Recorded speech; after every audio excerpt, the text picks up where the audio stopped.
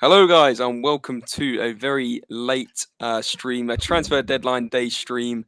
There's plenty of ongoings happening at Spurs today, and we'll summarise that for the final hour. The window closes at 11, so you're joined by myself, obviously, Alessio and Joseph McBride. Welcome on in, guys. Been a hectic Hello, day, guys. although not as much as I thought it was going to be. Friday Yeah. was basically deadline day, wasn't it? Let's be honest.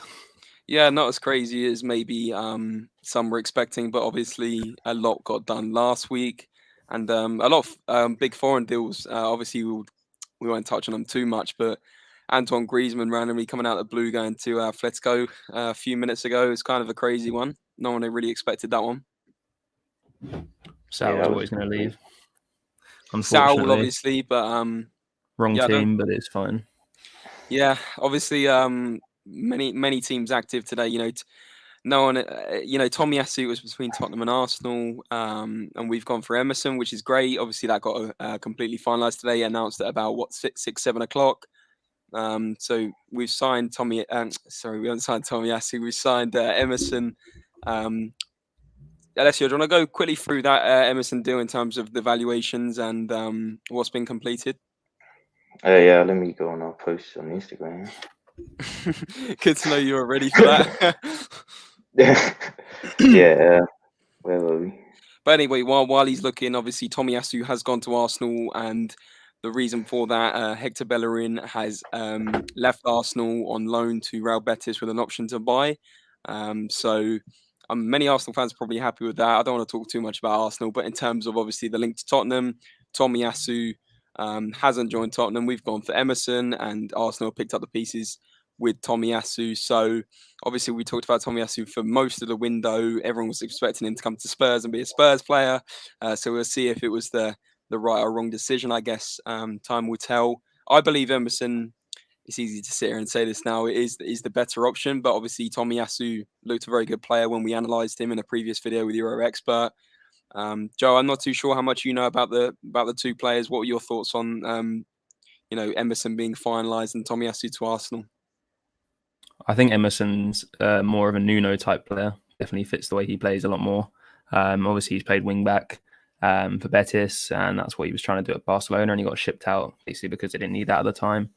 I think Tomiyasu looks good. I'm not being funny. I don't think many people heard of him before like this window, to be perfectly honest. But he's gone to Arsenal. Fair enough to him. He's a decent player. I was looking at him earlier. I had to write about it, and he got scouted for Barcelona's academy in their soccer camp in Japan when he was 11. He said no because it was 9,000 miles away. Didn't want to make the move, but he still got his move. In 2018, he went to Belgium, and then after a year, he went to Bologna, and he's been one of the most promising defenders in Serie A. From a Spurs point of view, though, got the most promising one, which was Christian Romero. So I don't think it's too big of an issue. And whereas Nuno's got the one that he wanted and the one that fits his playing style, Arteta has spent 155 million and doesn't even know who he wants. So it could be worse. Yeah, it seems like Arsenal have picked up the leftovers, like Gagetta saying, "Here, well, come on in, mate. He's saying they can have our leftovers. We're okay with that." And of course, it's the Tottenham boys making all the noise. Coco Docs has said Aurier on his way out via Terminator contract.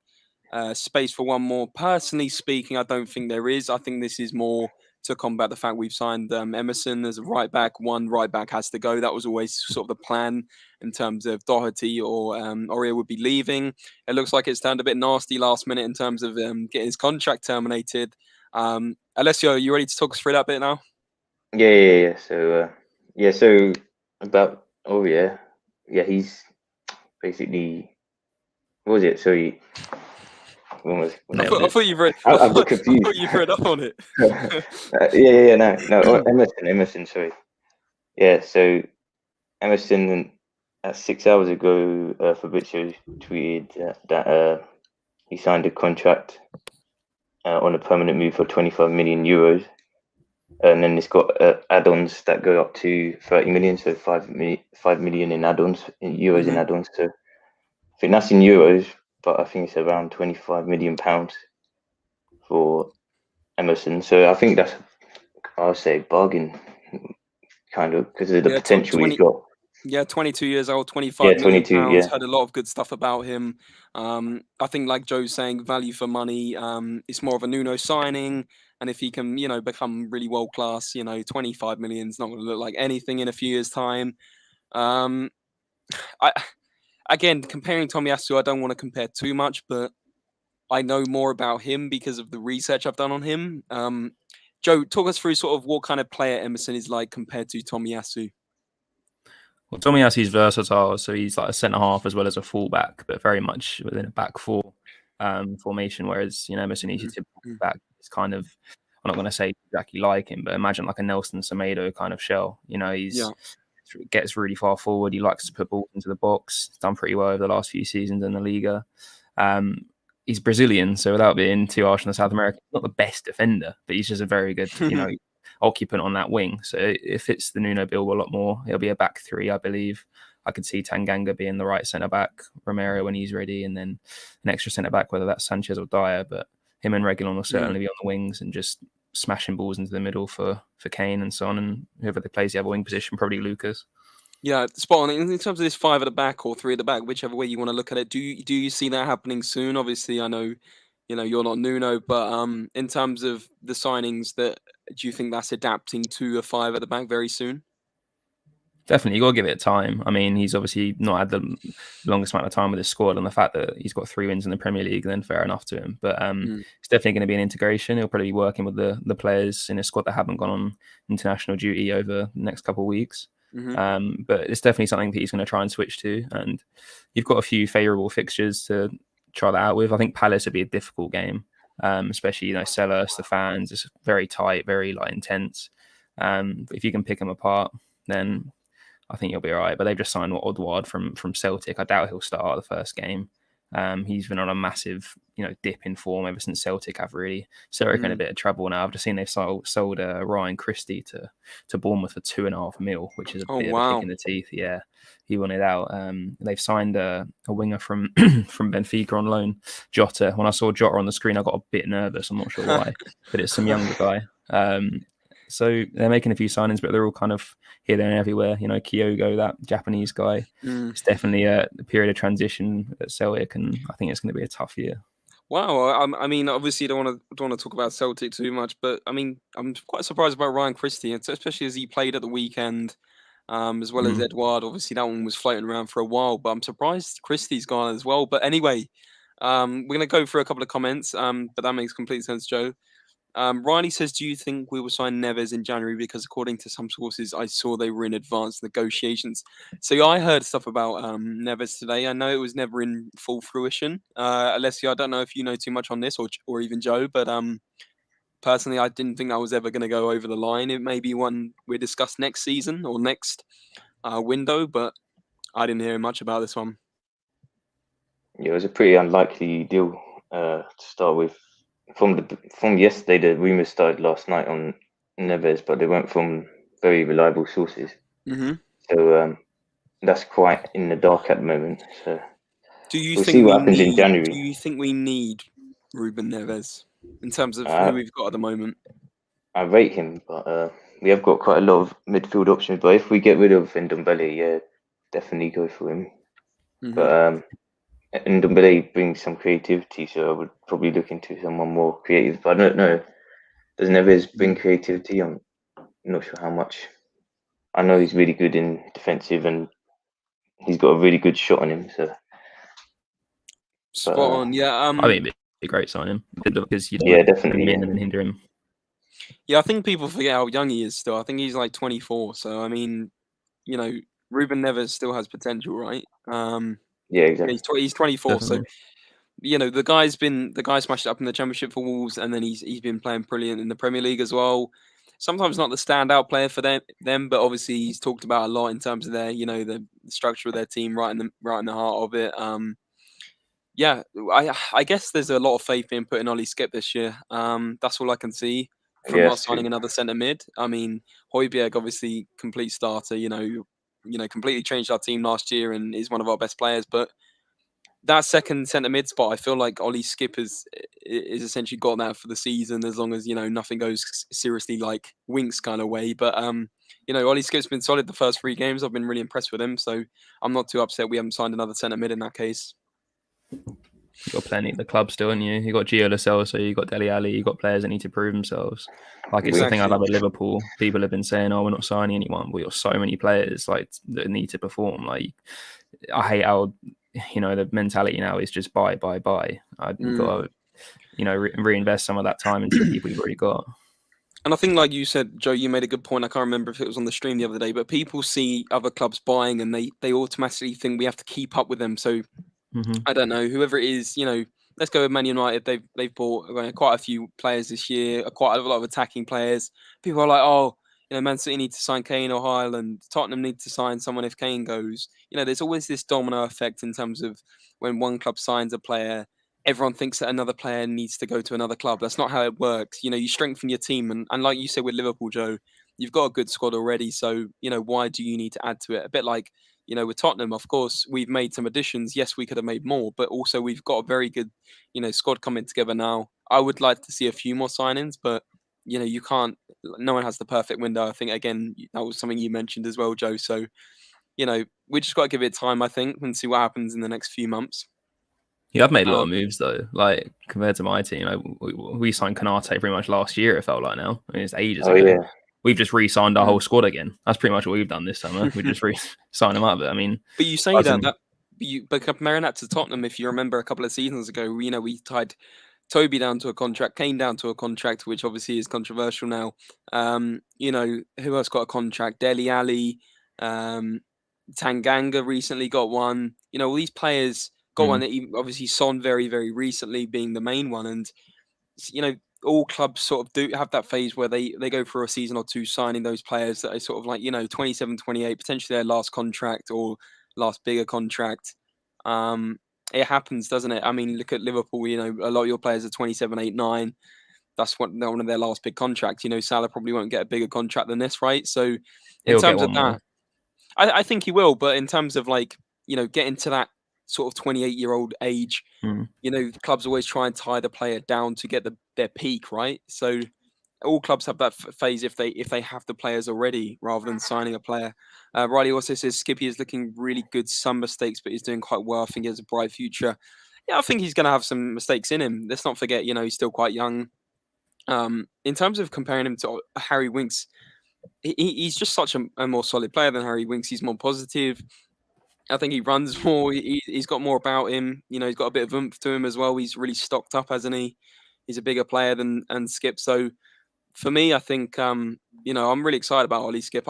Again, it's difficult because as Spurs fans, we get a bit ahead of ourselves. We were saying the same about Harry Winks 4 years ago, but I think Ollie Skip really does look different. I don't know if you guys agree on that.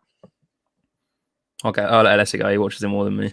Well, Ollie Skip on his future, yeah, he's got a really bright future ahead of him.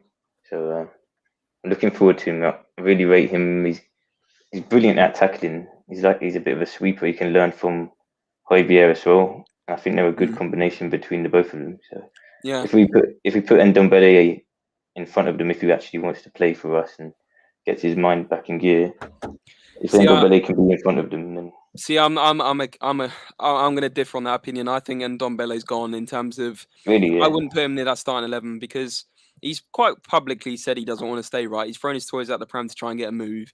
Not enough clubs were interested in him, and even if the clubs were interested in him, they weren't offering the right money, right? So, in terms of him being a serious departure for clubs at the moment, it was all too little, too late, and he's fat his toys out the pram. He tried to get another contract or whatever it was. It didn't work out for him. I say don't play the man. I really say don't play the man. He may have potential, right? But if a player doesn't want to play for a club, why would you do it? I don't know what Joe thinks on this, but I would not play Ndombele. I don't care how good he is, how much potential he's got. He's thrown his toys out the pram. He doesn't want to play for the shirt. I don't want players that don't want to play for the shirt, right? Yeah, I understand what you mean, yeah. Because at the end of the day, he's made a massive fuss out of it, right? And we don't know, of course, how true each bit is. A bit like the Kane saga, but Joe, I don't know how you feel about it in terms of a player, quite publicly saying he doesn't want to stay. You honestly cannot just keep him on the club and go, yeah, let's get his head back into gear. Alessio, you're entitled to your opinion, of course, but what I'm saying is, he's not gonna have his head in gear because he wants to move. That's all he's thinking about, right? And Irish Hotspur said it well. He doesn't want to play for the shirt, Undon burgers. He's more interested in, he's not interested in the fitness. He won't get his head down. His mentality's not there. Joe, I don't know if you've got any input on this, but for me and Ndombele, do not start him. Do not It's just start him. disrespectful, isn't it? It Yeah, it's shows how completely. the game's evolved over time. Because back in the day, you come out against that, your career's over, and no other managers want to touch you because they don't want to work with someone like that. Whereas now player power is a lot bigger, and people can dictate what they want to do. People put in their social media stuff in hints and likes, and they do it all on purpose just to create attention. I wish him all the best for a career because I feel like he's been mistreated at Arsenal, so it works both ways. But like Maitland-Niles put on his story, like he wants to go play and stuff. Like it just looks so bad on the club, and it's just, I don't know, it doesn't sit right with me. But if he doesn't want to play, then Again, it's difficult with Maitland-Niles again. See, if he was a Tottenham player, I'd just say get rid of him. Let the guy go. He wants to go, right?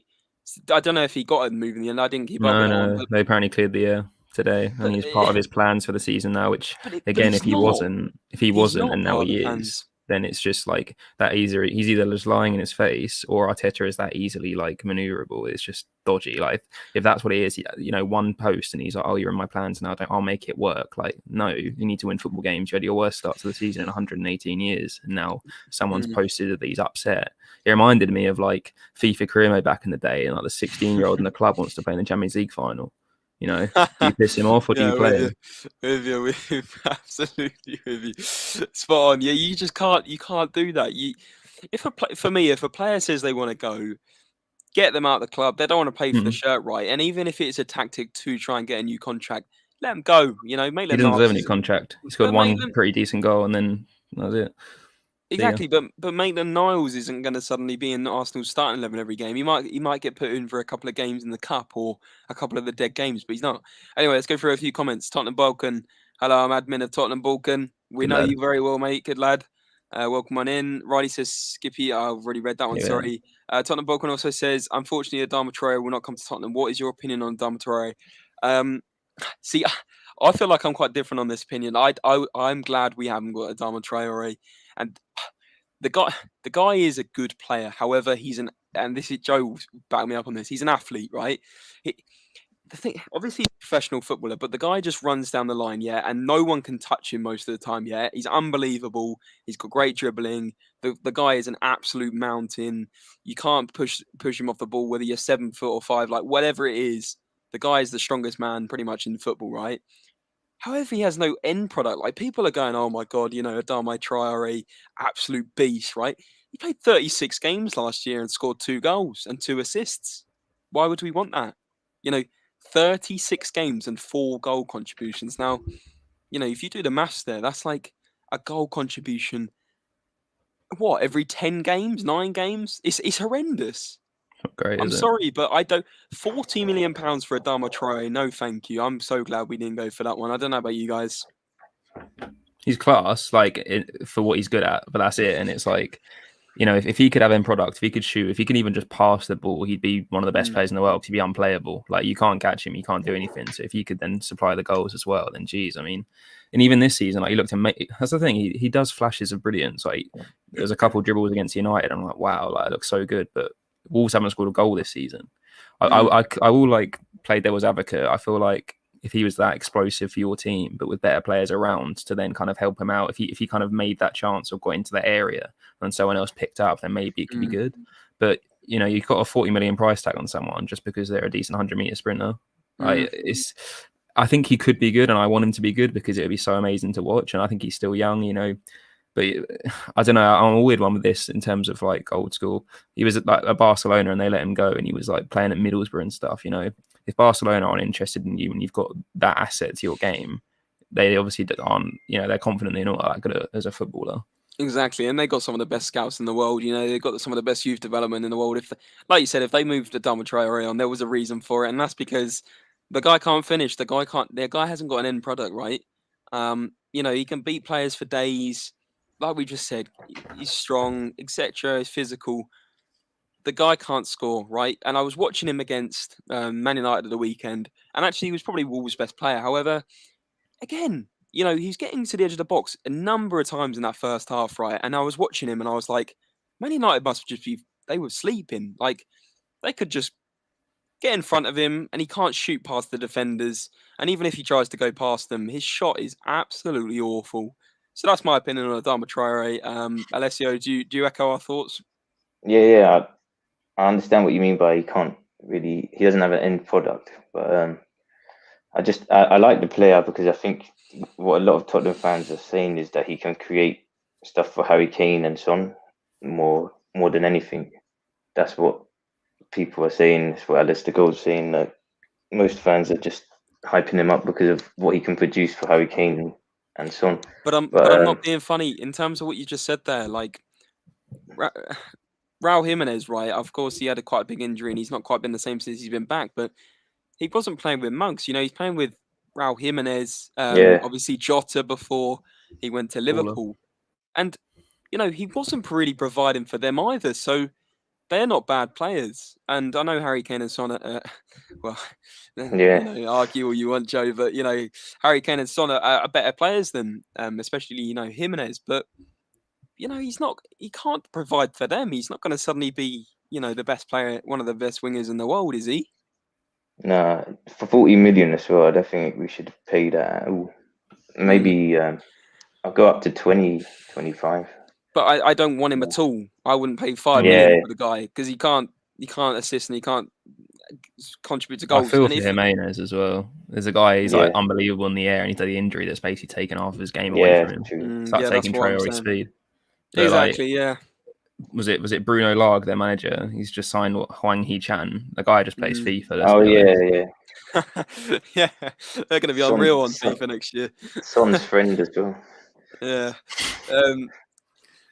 Riley said again, also, I'd like to see someone like Kamara or Zakaria. Surely that's not playing Kamara. We need the type of defensive midfielder because Pierre and Winks, who are playing more attacking, same as Skip. Yeah, I don't know if that means Glenn Kamara in terms of the Rangers, but I'm pretty being dumb. I just can't think of one of them. Zakaria in terms of the Mönchengladbach guy, right? Yeah, he played well when he was playing, like what came on in the Euros, sorry, not World Cup. Sorry, Riley said, sorry, I'm really coming to a lot just for you guys are more in depthness. Right. Absolutely, keep asking the questions. We're here till 11, so keep them coming in, guys. Your opinion on Tottenham player Emerson Royal? We discussed him at the start, Tottenham Balkan. We think he's a very exciting player. In terms of comparing him to, should we have got him or Tomiyasu? I think we all collectively agreed that we're happy with the outcome. It's also going to be interesting to see how Tomiyasu does do for Arsenal. I think it's going to be sort of one that could be rent-free if he turns out to be much better than Emerson, but I'm trying to be positive. Emerson, he's a Barcelona player. He actually played 70 or 60 minutes the other day for Barcelona. So he was on the hinges of being in their first team. He started for Barcelona in the league the other day. And I'm thinking to myself, they're in financial mud, right? I think they wouldn't have sold him if they weren't in financial trouble. I genuinely think he was in their plans, but they've taken the £30 million from Spurs, which is obviously a lot of money. Anyway. But in terms of, who else have Barcelona got as a right back? Dest or Dost or whatever his name is. Dest. So, the guy. He's probably right, but I mean, but what I'm saying is, I don't think Barcelona would have sold Emerson based on if they weren't in financial trouble. Or not for that amount anyway. So I think we do have a good player on our hands. And the Real Betis, when he was on loan for them for 2 years, he was really good, really promising stuff. I had a lot of good things about him. So he's not as versatile as Tomiyasu. Tomiyasu could play anywhere in the back four. I was hearing, but. Emerson, it looks like Ori has spat his toys out the pram or whatever. That's not the right saying, but you know what I'm trying to say. That'll probably be on our outtakes. And in terms of, he's going to be bombing up that wing and putting the crosses in. So, I can't wait to see it. And potentially we'll be playing in the 5 at the back at right wing back. So, happy days. Let's see what happens. Spundit, welcome on in. Thanks for joining the stream, mate. Make sure you hit that sub button if you are new. Tottenham Balkan, again, score prediction, Tottenham v Palace. Ooh, it's a good question. I'm gonna say a 2-0 Spurs. I think we're gonna keep that clean sheet again. We're gonna hold on to the clean sheet. I'm sure, Edouard might be a part of that game. And obviously Palace have made some good signings. Let's not get this wrong, but I just don't think Vieira is the man for them guys. I really don't. I can't see Vieira being everyone's saying Arteta's, favourite to be sacked next. I'd go with Vieira. I really would. I mean, I've seen Palace the last few games. Yes, they got a draw against West Ham the other day, but honestly, I just don't see them.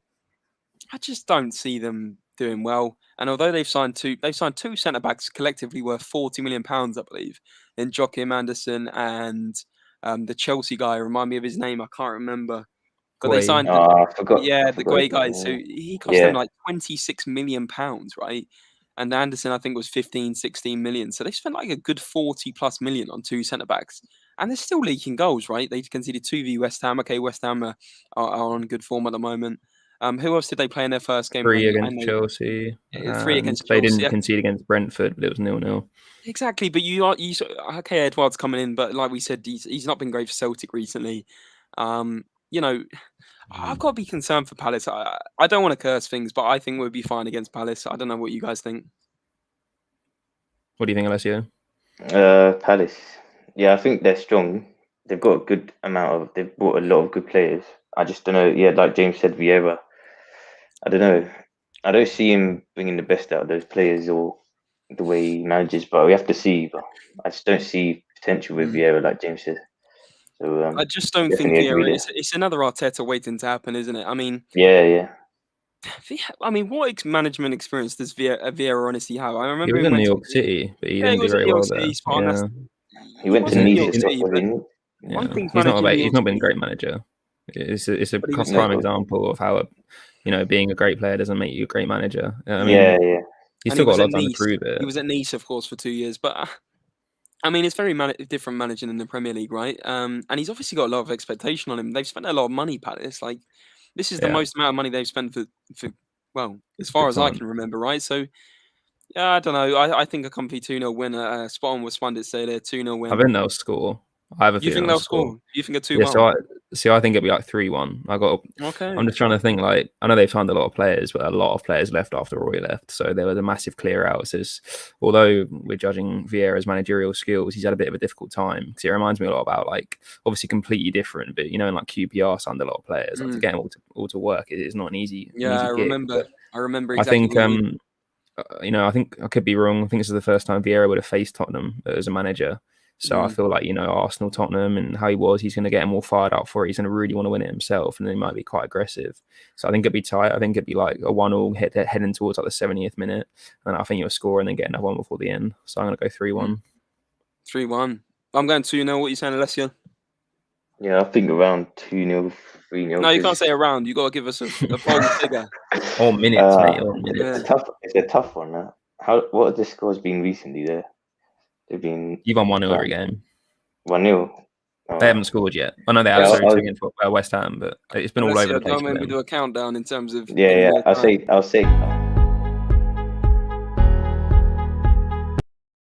Sorry, you were just taking so long. I knew you were going to do a countdown to my score. You were taking too long, mate. Yeah. I'll say. I'm going to say 2-0 because we've been on good form with the clean sheets at the moment. So what's just happened? It's absolutely all kicked off. It's all gone wrong. He's found that you can do little effects in StreamYard, and it's all got to it. I still got to bed with this StreamYard stuff, guys. Right.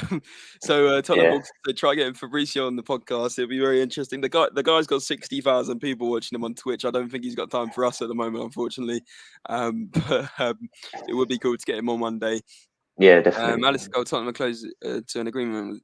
Yeah, correct. So they're looking to terminate Sergio Aurier's contract. Alessio, have we got any more on that? No, Fabrizio said nothing's completed yet. So, it's happening. But what's he going to get? If you're terminating his contract, it doesn't really matter. Obviously, you can sign as a free agent whenever, so it's irrelevant. It doesn't have to be until the deadline.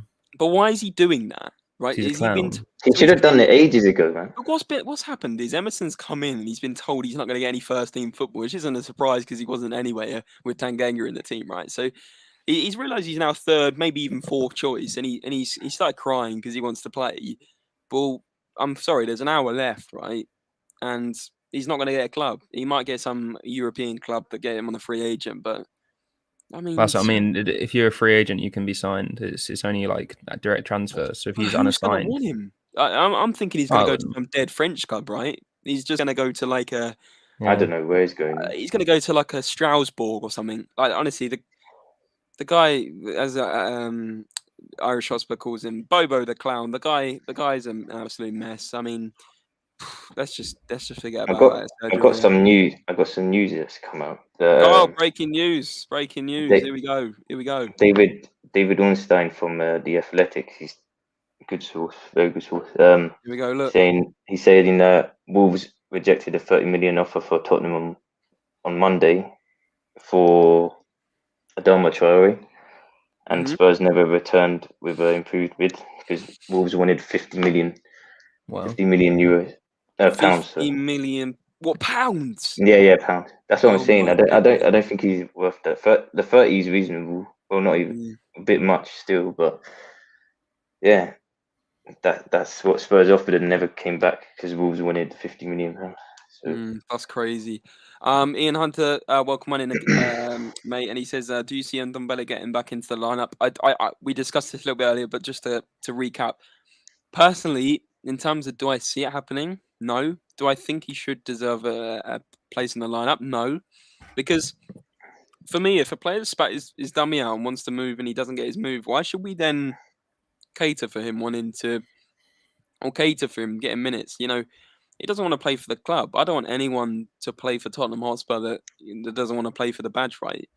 So in my opinion, I don't think he will, and I think Nuno's too wise to play someone that doesn't want to play. I mean, you know, think about Jose Mourinho. Would Jose Mourinho allow a player to play that he knows doesn't want to be at the club? I'm just throwing it out there, guys. He wouldn't, would he? Yeah, so if the manager's tough, which I think Nuno is to a certain extent, I don't think he's going to let him back in the team. I just don't. No, I really don't. That's the reason why he's not playing him now, because he's just not shown the will. The willingness in training. He's lazy. He's lazy. The guy's lazy. And on burgers. Tottenham Balkan says yes. I'm guessing this means about Ndombele. I think he's replying to someone. Riley's saying no, never. This is about Ndombele.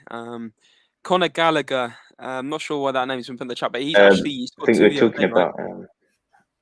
I think we were talking about what's the name, the Palace signings, and he said that. Right. Yeah. Of course, they've signed him. He scored 2 against West Ham, right? He's a good player. So he's on loan from Chelsea. Yeah.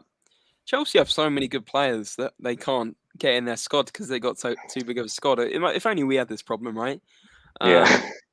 In Hunter, low conflicting responses. We're all about the conflicts. We're all about the debates. Get your comments in the chat, guys. We'll answer all your questions. We've still got sort of 30, 40 minutes to go to the deadline, and then we'll do a full summary at the end. Tottenham Balkan, again, my prediction is 3-1. He agrees with Joe, Tottenham Balkan. Smart lad. What is your opinion about the opponents in the Europa League Conference League? Who's the toughest opponent to me is Rennes. Yeah, so in our group we've got Vitesse, Rennes, and who's the other team, guys? Oh, let me get it up. Good question. Oh, let's go. You're meant to be the stat man. I was the stat. Does it matter? I should stop saying should I get it up and just you got Vitesse, get it up without saying it. And from Netherlands, is it Vitesse? I don't know. Yeah, I got Vitesse. Who's the other team? Vitesse. Mura team. There you go. Mura. Where are they from? Very, very good question. Is it Slovakia? No, that's not Slovakia. I think you're gonna. If you don't, I'm not being funny. Maybe you'd have one tough away game, but if you're not acing all of those games, then I'm disappointed. Especially with Rennes, they've just sold Camavinga, who's their bright spark. Literally just got rid of him. Oh yeah, literally just got rid of him to Real Madrid. Like, if you don't walk for it, I don't know. So where is Slovenia? Slovenia. Is that where it is? Yeah. Yeah, so that'd be a tough away game. Slovenian. Very hostile. I mean, yeah. You say it'll be a tough away game, but I'm sorry, I haven't been mad at the club. Like, with all due respect, we should be beating all these teams, right? Maybe Rennes is the hardest opponent, but like Joe said, exactly, they've just got rid of him to Real Madrid. I'm not sure how much the fee was, but the guy is a really promising youngster. And I more money they don't have apparently. Who else do Rennes have, right? I'm trying to think of Rennes players, right? I'm not massive on the French league, but no, off the top of my head, their old striker was Hunu that's gone to the MLS. Jeremy Doku. Interesting. Jeremy Doku. Oh, Doku's a baller. Yeah, we've been inviting Nyang, who used to play for Watford. Who else have you got? Honestly, I haven't heard of half these players. Honestly, that's about it. It's a Conference League team. Exactly that. What they finished 7th or 8th in the I league. rate Doku. This could be a good chance for Doku to proper put himself on the Oh shop yeah, window. Doku. He Doku's had a an good player. amazing game versus Italy when I watched Oh, him. this is a good question. I mean, Any chance to mention Italy? It's very forward thinking. Yeah, it's very forward thinking question. Score predictions if we face Roma, so precise. I mean, if you're thinking this has happened already, please put your money on it. But if we beat Roma, I mean, if it's so rent free if it happens, because you know what's going to happen. Mourinho is going to get one over us, probably shush us and say you should have played in the final. So he did it against what was it? Was it with United against Juventus, and he was doing that around the pitch? Oh yeah. I know, unbelievable. How long do you think it would take for Romero to get in the first team? So the reason why Romero wasn't in the squad against Watford was because him and Lo Celso have actually gone on international duty, and it's affected a number of games, hasn't it? So there's actually a big problem with this. I was listening on the news this morning on TalkSport, and apparently, basically, I don't know why there's an echo going on, but anyway, apparently what's happened is the clubs, the international clubs, so Brazil and Argentina have said we want the players to come and represent, and Brazil have said to some of their players they can't come out. Some of the clubs have said the Brazilian players can't go. So there's been a bit of a hoo-ha about who can go, Argentinian players, Brazilian players, but the Argentinian players are gone. And apparently they're saying they wanted them back after game 2 because they've tried to fit in 3 qualifier games, right? In is it CONCACAF? Not CONCACAF, sorry. No, that's the North American one. Yeah, exact. CONMEBOL, right? The South American qualifiers for whatever it is. And apparently they're trying to fit 3 qualifiers in, right? And apparently the clubs are saying, like Tottenham are saying, they want them back after the second game. And it's up to the player at the end of the day, but it could mean that Lo Celso and Romero then cannot be involved in the Palace game. So all these international duties are actually affecting our squad in terms of Romero. So I think Romero will be in the first team. Although at the moment, can you drop Dairo Sanchez? They haven't conceded a goal. Man, he's been amazing, Sanchez. His form. But there's a bit of a debate with FIFA as well in there. But there's a lot of clubs aren't letting players leave to red list countries, and the Premier League have made a statement about it. And it's probably all up in the air and all speculation, but there's apparent reports that they're going to try and punish England ahead of the World Cup because they're not letting them go represent, which won't happen. But I know we haven't I keep saying we, Liverpool fan. Sorry, lads. Like Salah and Fabinho wasn't going to go anywhere, I don't think, but it's all a mess. Absolute mess. I might have missed a couple of comments. AC Milan are very interested in Norris, so if he leaves, he'll be there, in my opinion. Tomiyasu paperwork signed. Tomiyasu to Arsenal is here we go. There we go. I thought it was already here we go, but there you go. That's copyrighted, lad. Sorry. I say it when I want. I'm only quoting what he says anyway, but where do you think we'll finish chances of top 4? So again, this is one we debated yesterday, wasn't it, Joe? I personally don't think we'll get top 4, and that's not being negative. That's just me comparing Tottenham to the other teams. And yes, we beat Man City, but we've beaten Man City in the last 3 seasons at home. So, in terms of where we finish, I think 5th. I think it will be Man City. What's this? Oh, so they've done the double deal. So Bellerin to Real Betis, Tomiyasu to Arsenal is now confirmed, guys. That's done. Sorry. So what we're saying? So I think it'll be Man City, Chelsea, Man United, Liverpool, Tottenham, and I know Irish Hotspur thinks Tottenham will creep into that top 4 above Liverpool, but Joe's probably thinking the same top 4 as me. With Tottenham, maybe.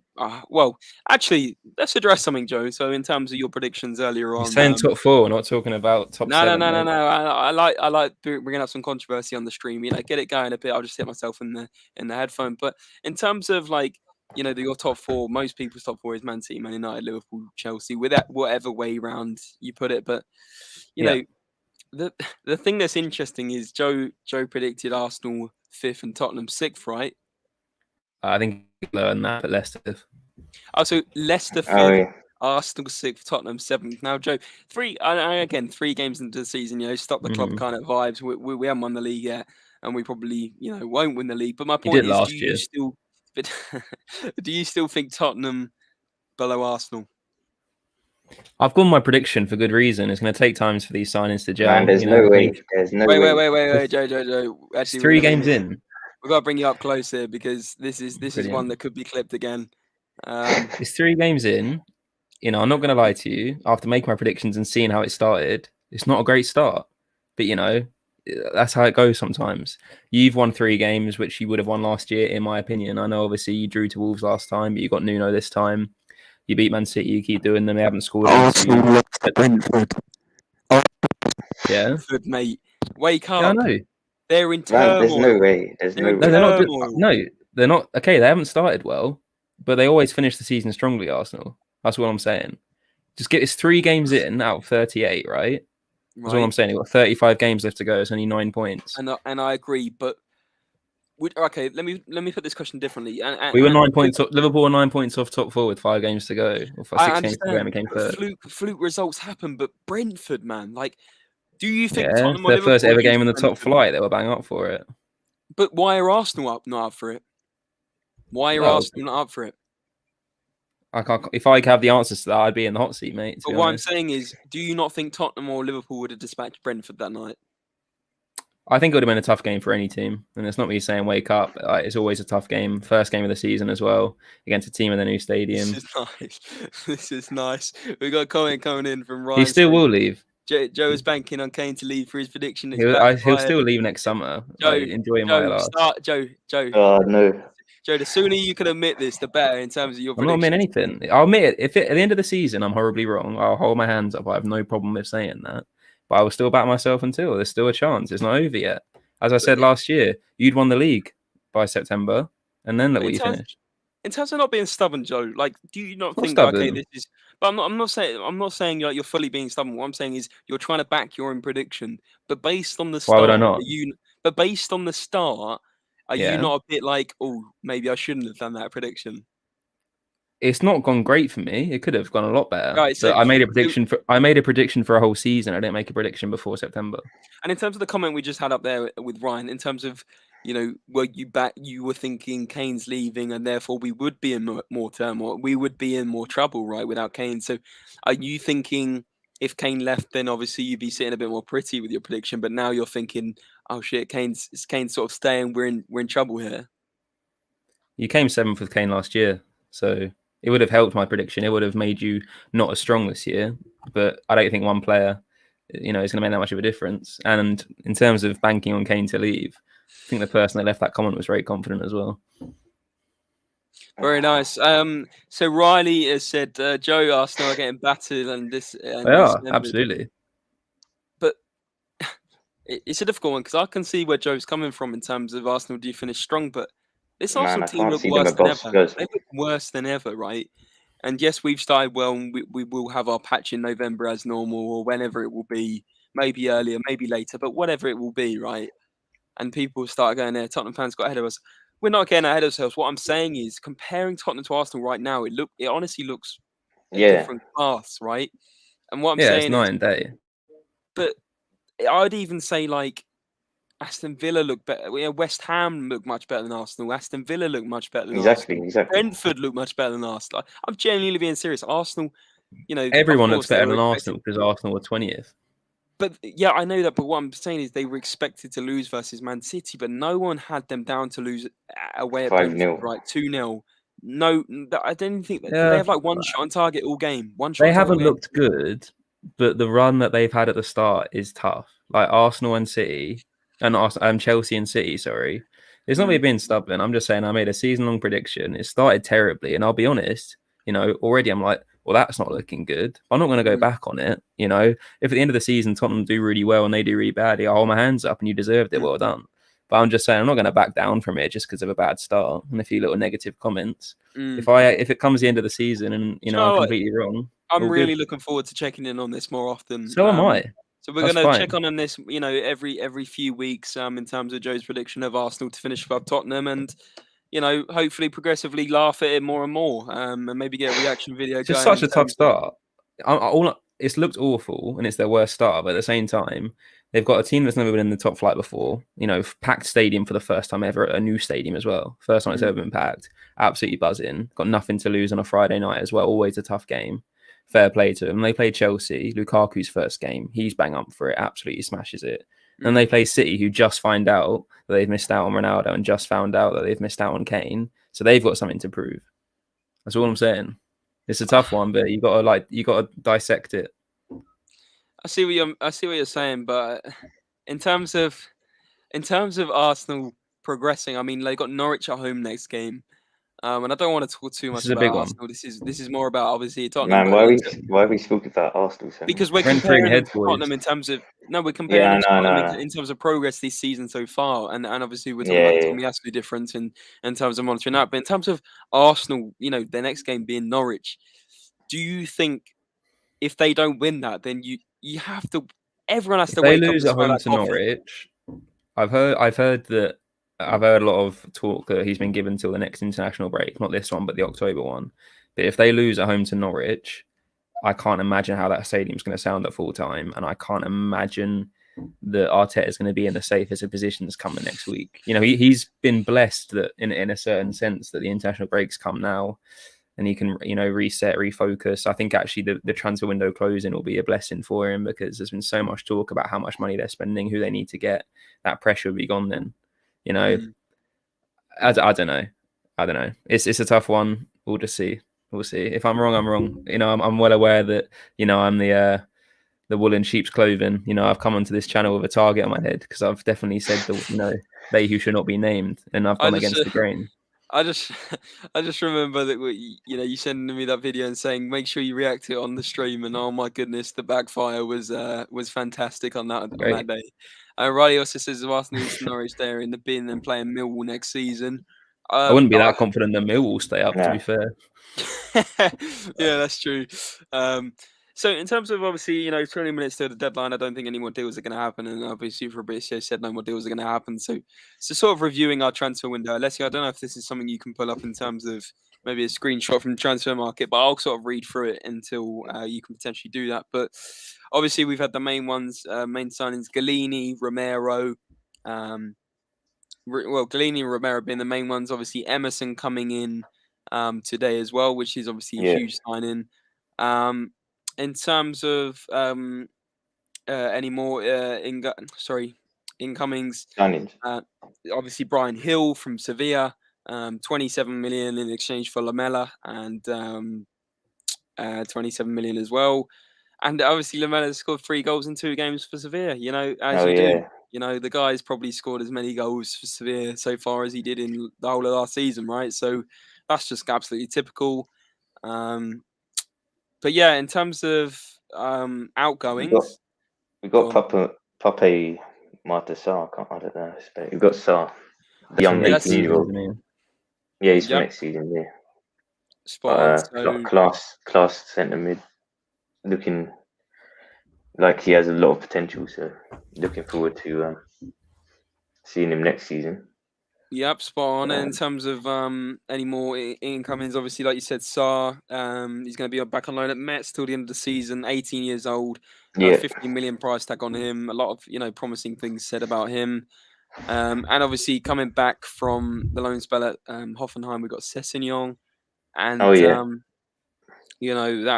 I think Sessegnon will be on the fringe times coming off the bench. It'd be interesting to see what happens with him because he's not a starter, is he? He's not a starter. I just don't know what's going to happen with him. I just feel like he's going to be a fringe player. He might play some of the Europa League conference games, but I hope he does. I hope he can somehow get into the first team, but I don't see it.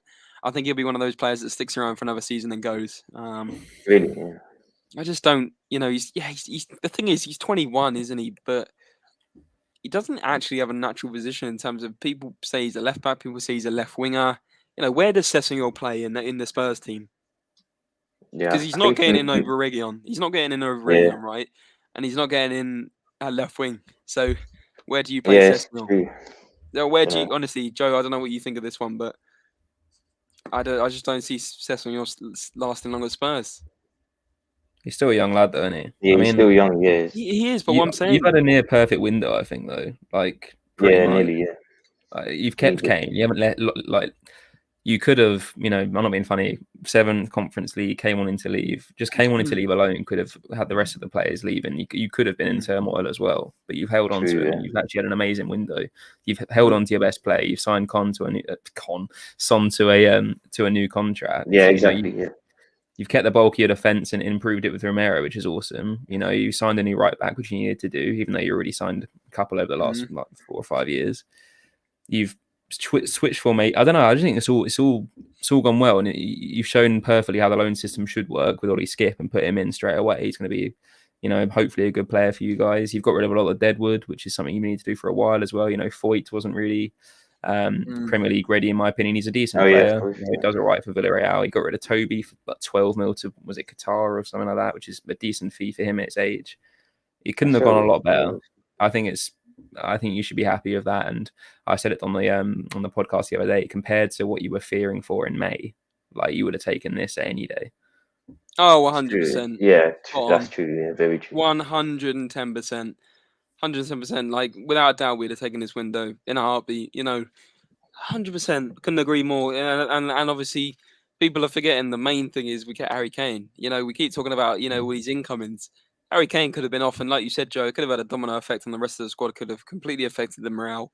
And Harry Kane staying on his own is a signing. I know that sounds stupid, but it really is. Things could have been a lot different. No, it's true. You're a net spend of 25 mil, and you've got rid of all of those players and got in the new ones and kept some of them as well. Wow, that's actually that's a good. So we've run through the incomings in terms of the major ones. In terms of the outgoings, let's briefly cover these. Obviously, like you said, Juan Foyth went quite early, £13 million to Villarreal. Toby obviously was a sad one. It's saying on Transfer Market he went for 11 million. I thought it was only about 6. No, it was like 12 million for Qatari side. I thought it was lower than people thought. I thought it was. It was only 6. But by the by, whatever it was, at the end of the day, Toby Alderweireld, 34 years old now, 32. He's obviously an agent centre back. I would have kept him for another season, but at the end of the day, maybe we just wanted a little bit of cash for him. I mean, it really is a little bit, but let the guy go. He didn't want to stay. I think he didn't want to be there for last year either. But he's got his move. Fair play to the guy. And again, like we were saying with the agent squad, Arsenal mention. That's just confirmation it's done. Sorry, lads. Oh well. Musa Sissoko obviously went to Watford and played against us the other day. £3 million. Now he came in 2016, was it, for £30 million? Yeah, 30. So we got 10% of the money back. I mean, that is horrendous. And the fact he came to the Tottenham Hotspur Stadium last weekend and put the ball in Rose Ed made me piss myself. To be honest with you, excuse my language, but that was hilarious. Got an assist in the Champions League final though. Fantastic stuff. Joe Hart went to Celtic for $1 million. There was a little bit of talk over that, a bit too much paper talk, but in terms of Joe Hart apparently came out and said Nuno basically said to him he's not in his plans, and fair play, Joe Hart just wanted to play football. Didn't want to sit on the bench again. So fair play to Joe Hart. He's gone to Celtic and he got a load of bottles thrown at him in the old firm at Ibrox on Sunday, so that was interesting. Danny Rose to Watford. Free transfer. Fair play. The guy was an absolute servant to the club. Was at Tottenham for well over, is it 10 years, 11 years, 12 years? Yeah. I mean, it was a lot of time at Tottenham, and Danny Rose, what a guy. Dennis Churkin. Sorry, say again. Dennis Churkin. I think it's Churkin. I can't say his name. The left back, the young left back. He left to Stoke. He went to Stoke. Okay, that's not on the list I got. Yeah, he was the youth left back, but he had a lot of potential, and Spurs they've got a buyback clause, luckily. So, and obviously the ones we haven't covered, obviously the ones that we knew were going to happen. Gareth Bale loan ended. That didn't get renewed. He's actually back in the Real Madrid starting 11. Actually scored the other day, didn't he, Joe? Sorry. Gareth Bale back at Real Madrid scoring. Oh yeah. I don't know. It's weird seeing him in number 18. Yeah, back as number 18, not 11 this time. Carlos Vinicius, obviously there was a loan with an option to buy, wasn't there? And we didn't trigger the option to buy. Not surprising at all. The guy decided to do the Kylian Mbappe in the back garden at whatever the conference team Oh was. yeah, I mean, Is that he was signed for probably. PSV? not Stoke. It was Sunderland. Yeah. I Sorry. don't think he Yes. has, is he? I think he's at. Is he still at Benfica? Oh, he Yeah, has signed for he PSV. joined PSV for like 2-3 hours ago from Benfica. Fair play Wow, to him. I missed that one. How much did they pay? Do you know? 16 million. Oh Yeah, my god. it's not ideal, but obviously they got rid of Malin, so he's got a good opportunity now. So good luck to him. 16 million. Wow. So he's going to be going and playing the PSV. Wow, fair enough. Fair enough. Bobsware TV, De Jong off. Where was he planning on going? He's going to Barcelona. According to Bob's, but every deal's off. Sal could be off. De Jong's off. I Sal think hasn't been Sal's Griezmann yeah, off. I Griezmann can't off. see Sal going in. Obviously, it's getting a bit close to the deadline, but depending on how much paperwork that they filled out, they can ask for an extension if they got past a certain point. Dennis Sirkin went to Sunderland, not Stoke. Alessio, where's your knowledge today? Come Yeah, on. I got Just because confused both with teams the. playing red and white, mate. They're not the same Oh team. yeah, Sergio. Yeah, I know. I got confused. Does that mean Nothing. off as in Oh, crap. terms of? Bloody Oh, hell. he's gone. You mean off as in his contract's gone? Yeah, he's gone. Oh, breaking news. Here we go. Breaking news on the channel. Here we go. Go on, Yeah, he's Alessio. gone. Sergio is gone. Oh, Sergio Aurier has gone, guys. So they've talk us through it, officially Alessio. announced This it. is your moment, mate. I need to. So, the club confirmed the departure of Sergio Aurier following mutual termination. Mutual termination of his contract. So, Thank you, Serge. Sergio Aurier. He only had a Serge year said- left anyway, but Yeah. So where's he going? On holiday now? What's going on? I don't know. The fact is a mutual termination as well. It's the same as the Willian deal. It's not like the club have bought him out of his contract to get rid of him. The fact it's mutual means he's not going to be. He's scrapped. So that his extra year of signed payments is out the window. But surely, when a player signs a contract, they got to honour it, right?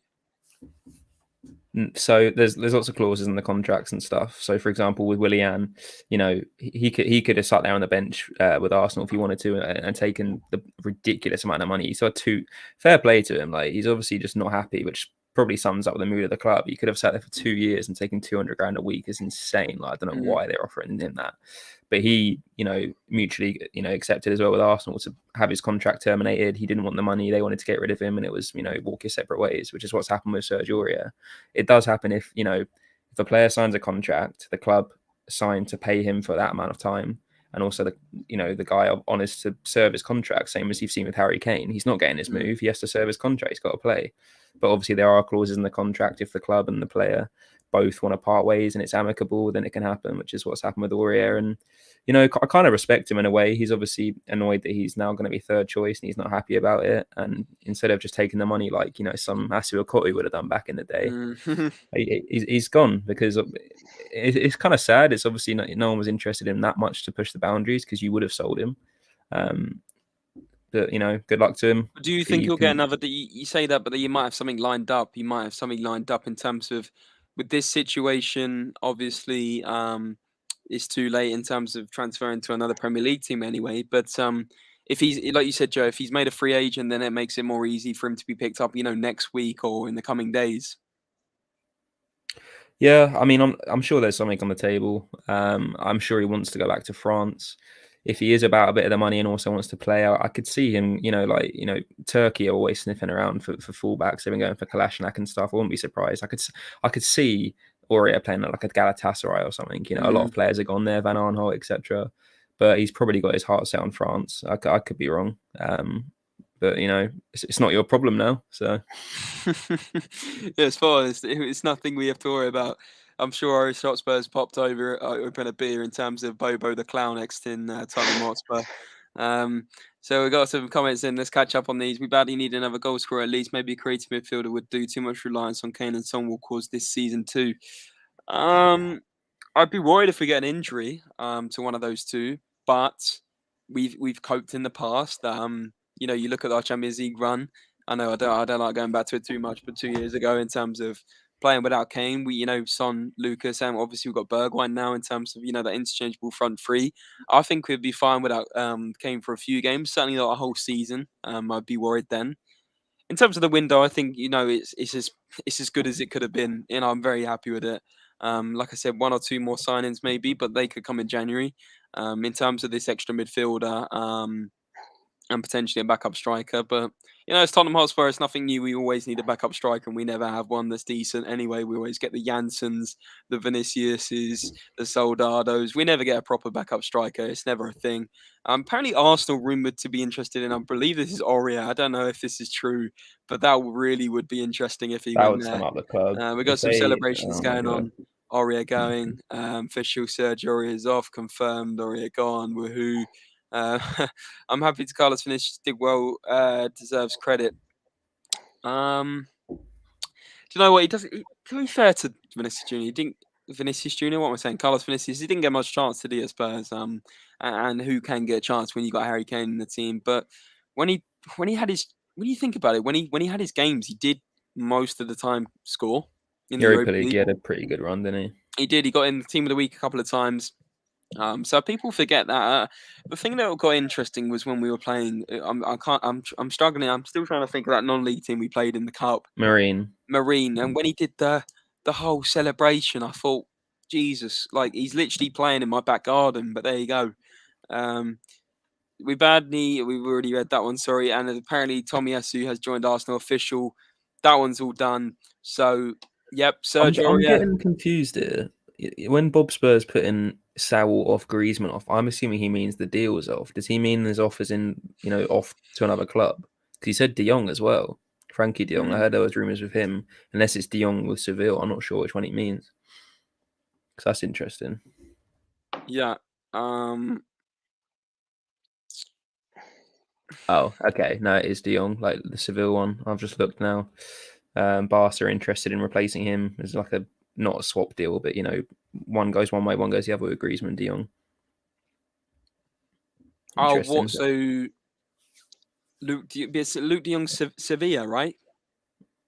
Sorry, I'm being a muppet. Yeah, Sevilla, not swap deal. Sorry, absolute brain fart.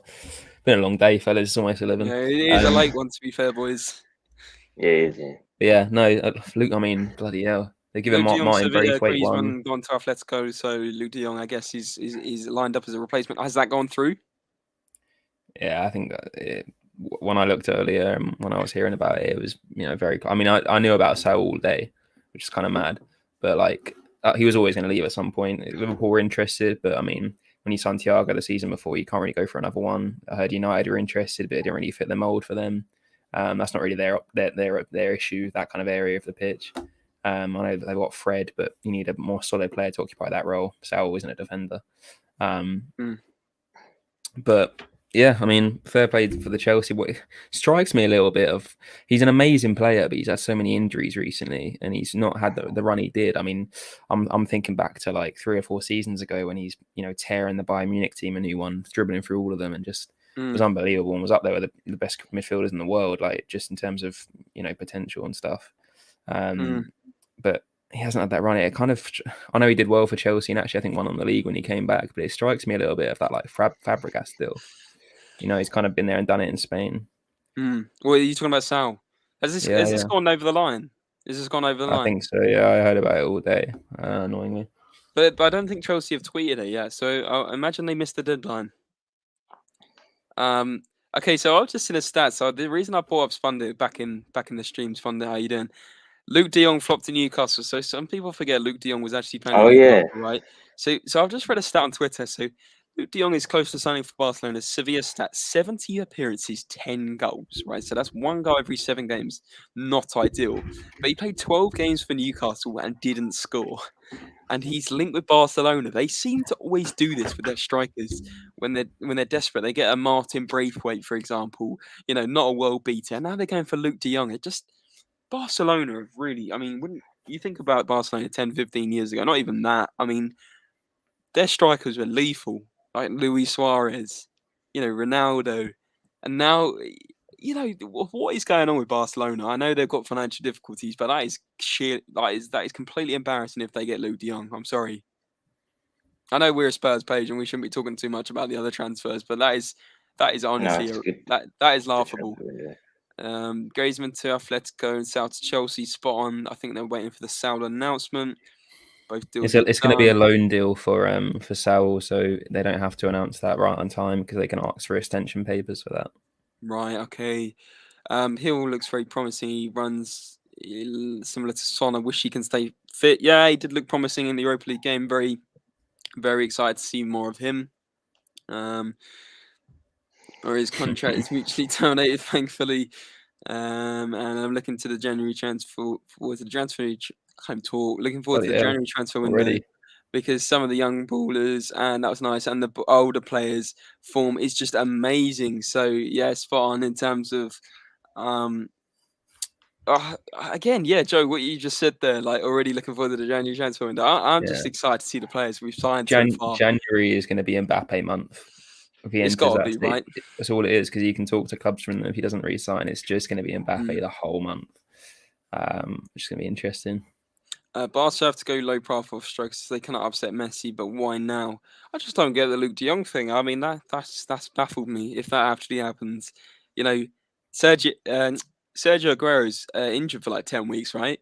So yes, they're going to be starting. They're going to be starting to see. Obviously, they got Memphis Depay, who's already scored a couple of goals. But I mean, Luke De Jong and Martin Braithwaite. You'd think you're talking about Aston Villa or like, it's horrendous. I reckon Braithwaite's surely. worth more than the net. Well, he's actually well rich. Braithwaite, he's one of the richest at Barcelona. He was. But how are these guys frauded careers at Barcelona? Like, that's what I want to know. And they're getting rid of Griezmann. Their clubs, honestly, La Liga's in big trouble. I'm 40 sorry, seconds to 11. 40 seconds. We need some kind of countdown, right, guys? Oh, here we go. Wait. Yeah. Yeah, it's 30 now. It's 30 now, mate. Go on, son. Barcelona have to go for low-profile strikers as they cannot upset Messi. I think I've already read this. I think I'm losing the plot. But 20 seconds now.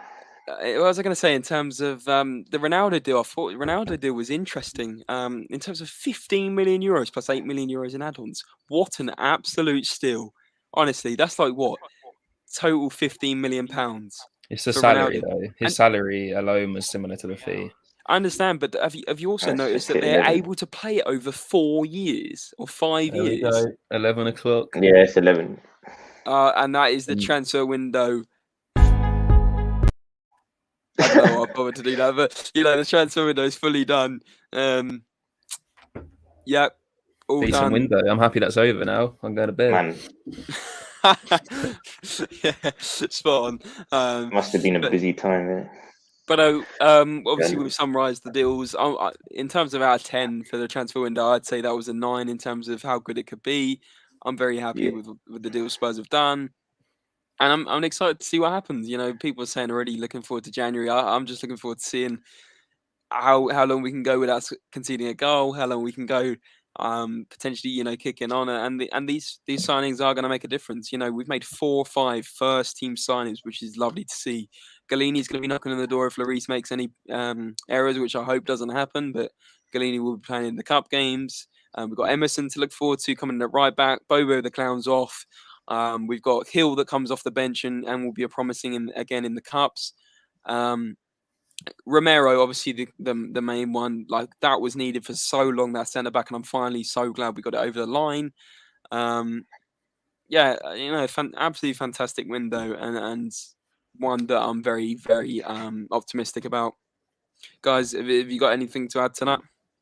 Yeah, it's been a great window for you. And I think just as a transfer window generally, I'd say this has been one of the most mental transfer windows of my lifetime, really. I know, Messi and Ronaldo leaving in the same window. Who would have predicted that, at the start? Nearly Mbappe as well. Almost Mbappe. I mean, everything's been going on. It's just been mental. And so wait, can Mbappe still happen because the European one hasn't ended yet? I'm not sure exactly. Obviously, it restricts places he can go. The German window closed earlier today. Our one's just closed now. But, PSG just rejected a £189 million bid for him. Maybe more than they paid for him, and he's got a year left in his contract. It's ridiculous. He's not even got a year, Joe. He's not even got a year. He's got 10 months. He's entering the last year, but it's ridiculous. The fact that, he's not going to sign for anyone else. Modric to Spurs. My mum just walked up and shouted Modric to Spurs last second. I'm so upset. He's so rude. Throwback 10 years to when he went to Real Madrid.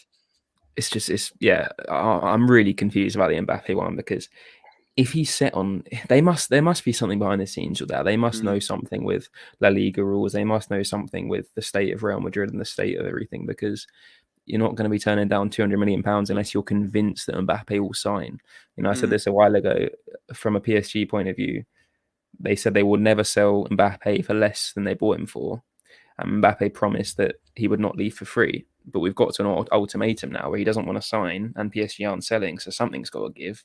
Otherwise, the relationship doesn't work. I wouldn't be surprised if something's happened where he's going to agree to stay on. Do you want to know the weirdest transfer of the day that I've just seen? Go on. Salomon Rondon joins Everton to reunite with Rafa Benitez. Oh my word! Goodness! Wow.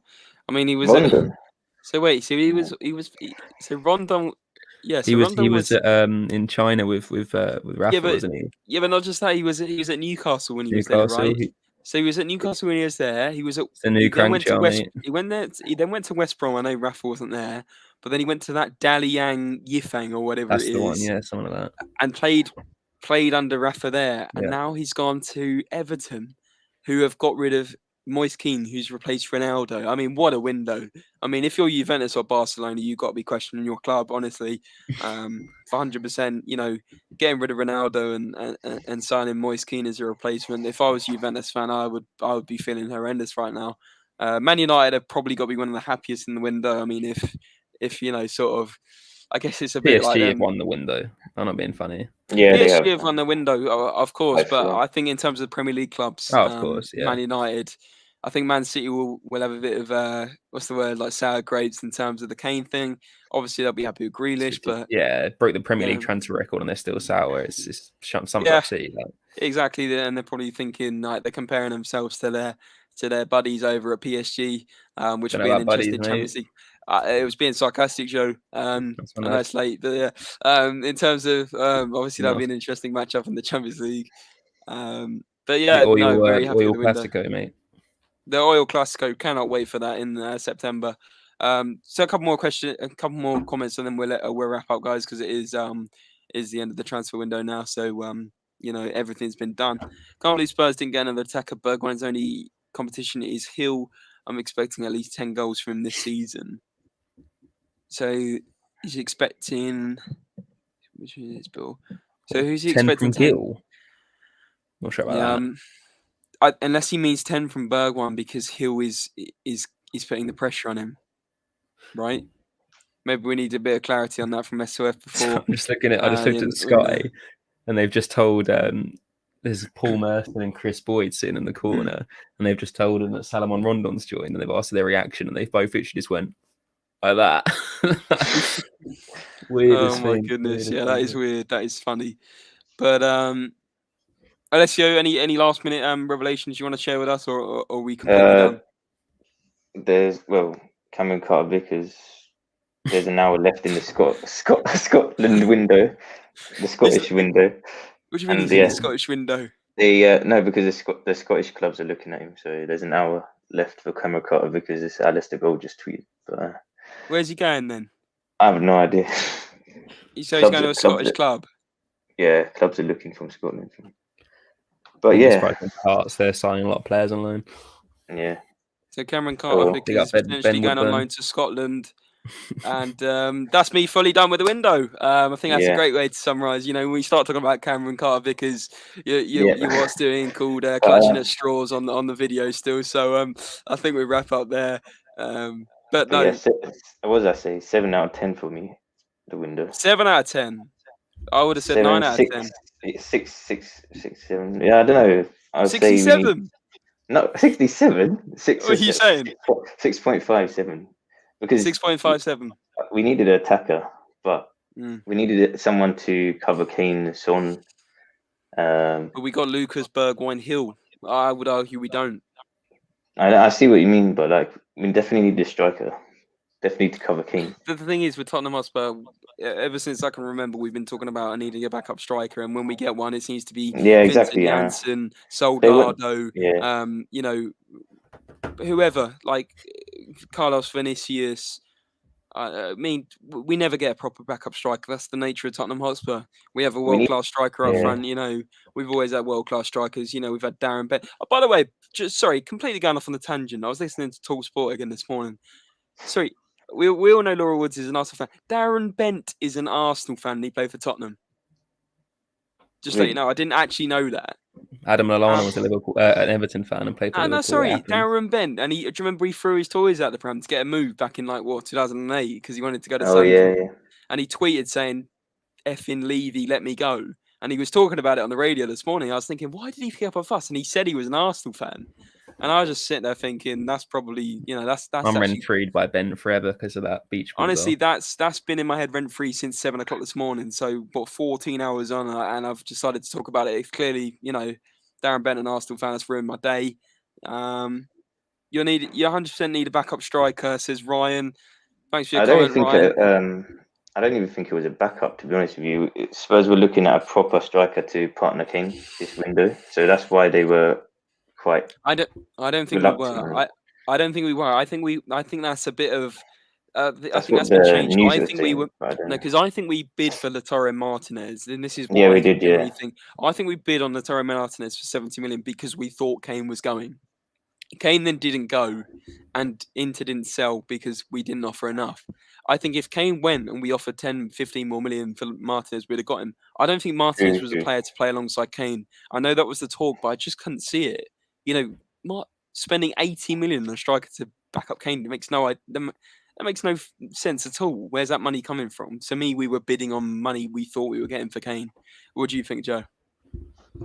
It's hard to say because I know what Levy's like, and City aren't a team to ever pay over the odds for a player, which sounds stupid based on how much they spend. But notoriously, they don't buy people over 30, and they don't buy people late on in the window usually, and they don't pay over the odds. Like, Grealish was 100 mil because that was his buyout clause, and they thought he was worth it. But I feel like they bid. Levy had this high valuation. They just didn't quite want to match it, and they were hoping that they kind of.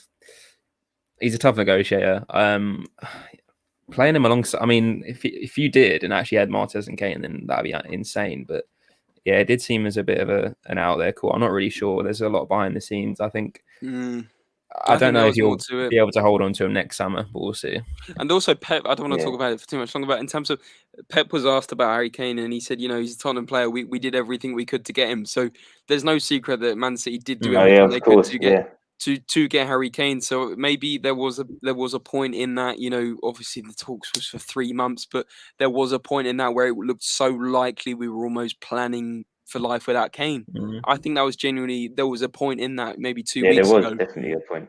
So in terms of this stuff from Alistair Gold or whoever it may be, in terms of, this Martinez was to back up Kane in terms of as second striker, I do not believe it for a minute. I really don't. And as we know, Levy's the tightest man on the planet. But no, guys, I'm going to wrap it up there because I'm sure you want to go to bed. Have a good sleep, guys. Night, boys. Riley, thanks for joining. Spot on. And yeah, guys, thank you very much for watching. If you've watched it, I can't even talk. If you've watched this long into the video, make sure you give us a big like. Subscribe if you're new. We'll be doing lots more live videos with all the SpursRelated guys and guests, which we've had on in the past, and new guests coming on. So make sure you hit the subscribe button. What was that button? Comment what you thought and of the Spurs window. And yeah, guys, we'll see you next time. Bye-bye. Take care. Bye-bye.